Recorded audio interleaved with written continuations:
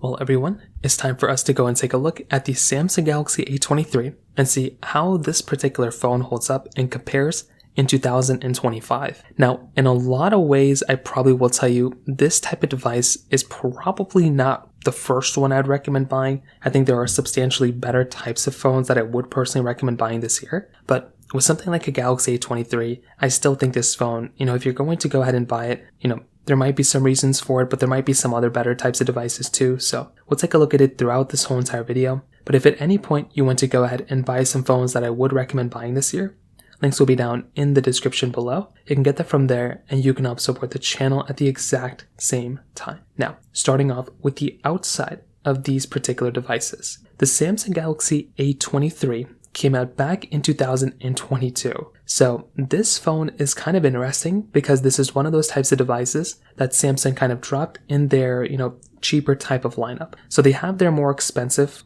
more, premium type of lineup, but then they also have their cheaper type of lineup too. This type of phone hit their cheaper type of lineup, which I think is smart, right? I think Samsung making these types of smaller, not smaller, but cheaper type of devices is a very smart strategy for them because it can, save some, people can save some money by buying these types of devices. Now, with the Galaxy A23, this phone is giving you a 6.6-inch PLS LCD panel. Now, this panel, because it is the type of styling that it isn't necessarily like the first type of panel that I recommend people to buy. I think this type of phone from that particular perspective, it is a little bit of a different type of, layout. And I feel like that is going to be one of those types of problems that some people will kind of experience because it isn't necessarily an OLED display, but it is 90 Hertz. But that's kind of what you're getting when you're getting these types of, older types of panels. They're going to be cheaper. They're going to be smaller or bigger in this case because it's 6.6 inches. They're just not going to give you like those like big expensive type of layouts that we used to have. So that right there is kind of one of those big things to keep in mind here too. Because if you are wanting a phone that is going to be giving you a better overall type of experience, something like an iPhone, 12 of that, 2 years even before this, or some of those types of devices might be giving you an overall better experience. But with that being said, I still think this thing is, okay, but it's not really that great on the front side. You are getting a USB Type-C port on this thing, which is great. And you're also getting a microSD card slot inside of this phone too. Now, having a microSD card inside of a phone is awesome. I love having that type of capability. And getting that type of capability inside of this device is something that's actually really awesome. So I will tell you personally, for me, microSD card slots are really nice to have. They're going to expand your storage for a much cheaper rate. And I do feel like this in and of itself is something that's really, really important to kind of keep in mind. So personally for me, I think that is a really big advantage. And that does kind of, make things a little bit nicer when you're going through and buying these types of phones. Now, the rest of the phone is primarily built out of plastic. So this is one of those big things to keep in mind, because if you're going to go through and pick up a phone,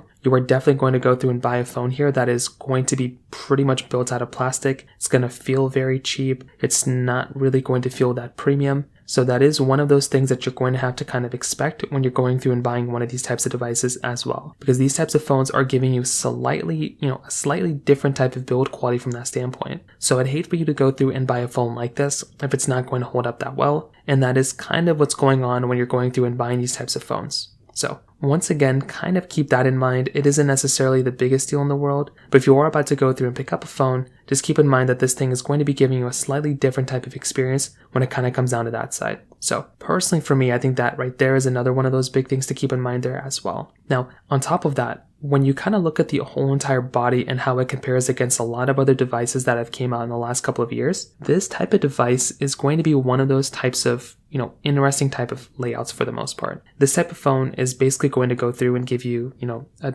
kind of triple, quadruple kind of camera setup on the background. It's not going to be anything crazy. It's going to be a very, very average type of sensor from that standpoint too. And once again, that is one of those big things to keep in mind here. Because if you're going to go through and pick up a phone that's going to be nicer, this type of phone, it is going to be giving you a 50 megapixel wide, 5 megapixel ultra wide, and a 2 megapixel macro and depth camera. So just that in and of itself also, it's not really going to be that great of a layout. It's going to be, fairly outdated from that standpoint as well. And there are going to be substantially better types of devices to go and buy from that standpoint too. This type of camera is basically giving you 1080p at 30 on the front and the back. So that right there, it is going to be a pretty, like I said, an outdated type of lens from that standpoint too. And from a majority of ways, it just doesn't make a lot of sense to go through and buy this type of camera either, because you are going to be getting a much more outdated type of camera from that standpoint. Like, it's just not going to hold up that well. And I would just feel kind of bad recommending this type of phone to people when there are like substantially better types of devices and like better types of cameras that you can go and buy rather than this one as well. So from that side too, I think that is without a doubt one of the bigger things to keep in mind there for the most part as well. Now, when it comes down to software longevity, this type of phone is basically going to go through and it's going to be giving you a very it's still it was supported for a little bit of time, but it's not really supported anymore. It did stop at Android 14, and right now we have the betas for Android 16. So this thing is quite outdated when it comes down to that standpoint as well. So that right there is another one of those big things too. Like, I would hate for you to go through and buy this type of device if it's already going to be outdated with software by the time you buy it. And that's basically my whole entire MO of buying a device. It's never to buy a device or buy a phone that's already past its prime. You at least, even if you get a phone that's past its prime, you at least need it still supported with software if you're going to make it make sense to buy it. And with this type of device, from that standpoint too, it just doesn't really make a lot of sense to go and buy. I will say though, this phone is giving you a 5,000 mAh battery inside of it, which is actually a pretty nice thing to basically have. And if you are about to go through and pick up a device, I do think this is one of those types of nice, decent types of devices that you can go and get your hands on that's still going to give you like an okay type of experience at the very worst, right? Like, I feel like this type of device does actually give you like a decent type of experience, and although it's not perfect, I still think this thing still has some legs to stand on it. And I feel like from that standpoint too, it could make a lot of sense to go and purchase as well. So again, it's not really perfect, but it does get the job done in some ways. And I feel like in that particular perspective, this phone might actually be worth buying for some people out there. Again, maybe not everybody, but the performance is the big thing, right? The performance, this phone is basically giving you like an outdated Qualcomm Snapdragon 680 chipset inside.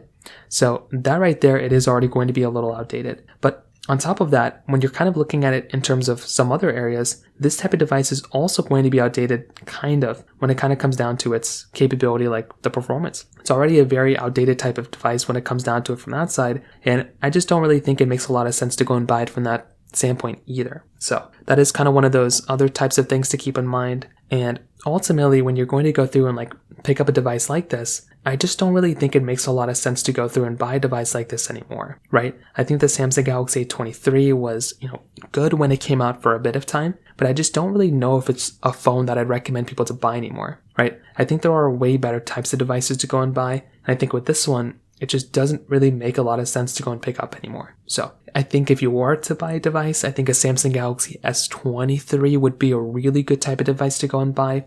A Samsung Galaxy, maybe like a Samsung Galaxy S22 even in some ways might be better than this thing. But this one just doesn't really make that much sense to buy anymore. And that's personally just kind of how I feel about it if you're going to go through and even kind of think about buying a device like this in this day and age. So from that side, that kind of covers it up there as well. If you have any other thoughts or questions, please let me know in the comment section below. Hit the like button, that would mean so much, but definitely hit that subscribe button. More importantly than everything else, I love every single one of you guys. Hopefully I'll catch you guys in the next video. Peace out till then.